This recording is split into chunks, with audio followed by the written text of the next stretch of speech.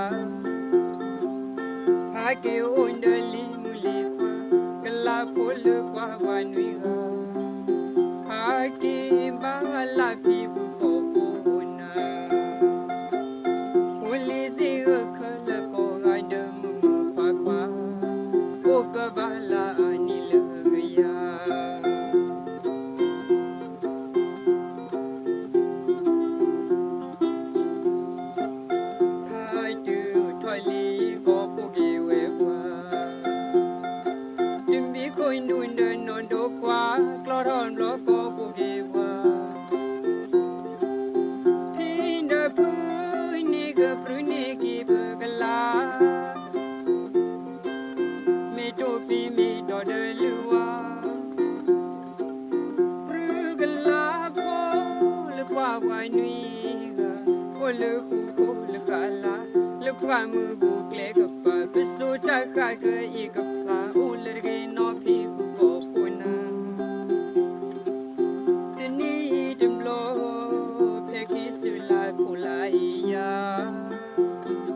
ha ki o in de li mu li kwa ga la po le kwa wa nuy ga ha ki ma la phi bu ko puna Holy the color go gadam kwa kwa Oka bala anilagaya Holy the color go gadam kwa kwa Oka bala anilagaya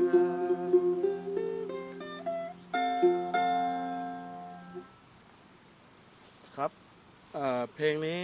ถ้าแปลความหมายก็คือทุกปีเนี่ยเราจะเรียกลูกบ้านที่เป็นครอบครัวสมาชิกเราก็กลับมาผูกข้อไม้ข้อมือ แล้วก็ประเพณีของกะเหรี่ยงนี่ก็คือว่าต่อให้จะอยู่ที่ไหนก็ต้องกลับมากับปู่กับย่ากับยายครอบครัวทั้งหมดต้องกลับมาผูกข้อไม้ข้อมือนะครับ แล้วก็ให้มีอายุยืนยาวแบบมั่นขวัญยืนนะครับ สุขภาพแข็งแรงครับ ขอบคุณครับ ครับ ได้เลย